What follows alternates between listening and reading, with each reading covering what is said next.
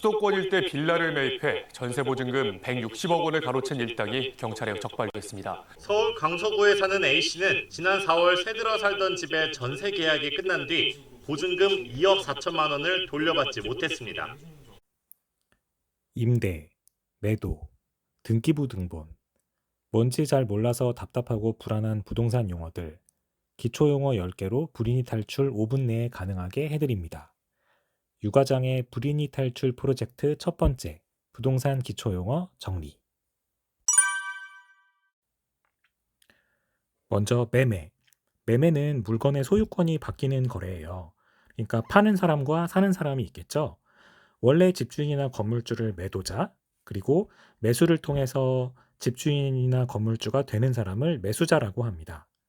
그러니까 여기까지는 매매, 즉 매도자와 매수자 간 거래를 통해서 소유권이 바뀌는 거래예요. 자, 그럼 임대는 무엇이냐? 임대는 소유권은 바뀌지 않고 집이라든지 공간을 빌려 쓰는 거래를 말합니다. 이때 임대를 해주는 사람을 임대인, 그러니까 집주인이나 상가의 주인이나 이런 사람이 임대인이 되는 거고요. 임차인은 세입자, 그러니까 월세나 전세를 내고 집이나 상가에 들어가서 살거나 장사를 하는 사람을 임차인이라고 합니다. 자, 이제부터는 조금 어려운 말이 나올 수가 있는데요. 등기부 등본은 공식 명칭이 등기사항 전부 증명서라고 해요. 등기사항 전부 증명서라는 게 뭐냐면 부동산에 대한 기록, 그러니까 생활기록부나 학생기록부 같은 거라고 보면 됩니다.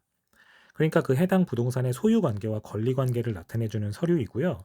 매매계약이나 임대차 계약을 하실 때에는 이 등기부 등본, 즉 등기사항 전부 증명서를 꼭 보셔야 합니다. 이 등기부 등본은 내가 인터넷 등기소에서 열람을 할 수가 있어요.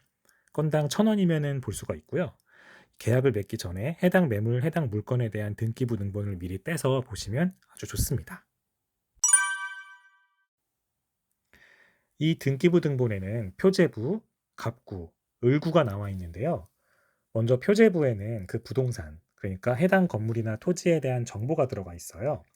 그러니까 주소라든가 뭐 건물 번호, 그리고 이제 아파트 같은 집합 건물에는 그 건물에 대한 내역까지 나와 있어요.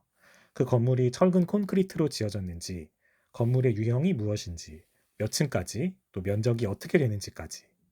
그리고 갑구에는 소유자에 대한 사항이 나와 있습니다. 내가 계약하려고 하는 집의 집주인, 토지의 주인이 갑구에 나와 있는데 소유권에 대한 사항이 나와 있는 게 갑구다, 이렇게 보시면 됩니다. 갑구가 복잡하고 빨간 줄도 있고 아주 복잡한데 갑구에서는 가장 마지막에 나와 있는 소유주가 부동산의 현재 소유주라고 보시면 돼요. 이 갑구가 방금 말씀드렸다시피 소유주에 관한 사항이기 때문에 그동안의 매매 이력으로 인해 그동안 소유주가 어떻게 변해왔는지 알 수가 있고요. 현재 소유주는 가장 마지막에 빨간 줄이 없는 사람이라고 보면 됩니다.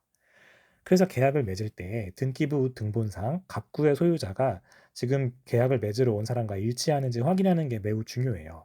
그러니까 실제 소유주가 맞는지, 그리고 지금 이 계약 자리에 나와 있는 사람이 등기부 등본상 소유자가 맞는지, 내가 계약금을 넣는 계좌의 예금주가 이 소유주가 맞는지 확인을 하셔야 합니다.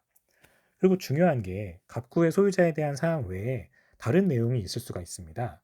가압류라든지 가처분이라든지 딱 들어도 뭔가 쎄하죠.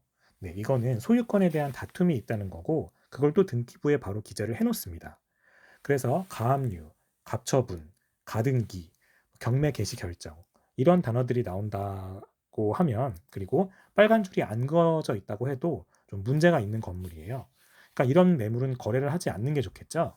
만약 거래를 해야 한다면 그 전후 사항을 파악을 해야겠죠. 그러니까 소유권 외에 다른 사항이 있으면 반드시 짚고 넘어가야 된다고 알고 계시면 되겠습니다.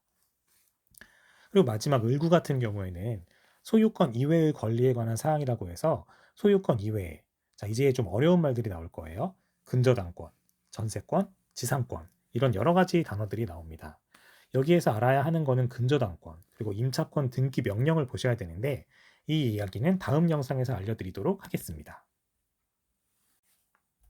그럼 오늘도 유과장의 영상 봐주셔서 감사하고요. 구독과 좋아요, 알람 설정 잊지 마세요. 다음 시간에 뵙겠습니다.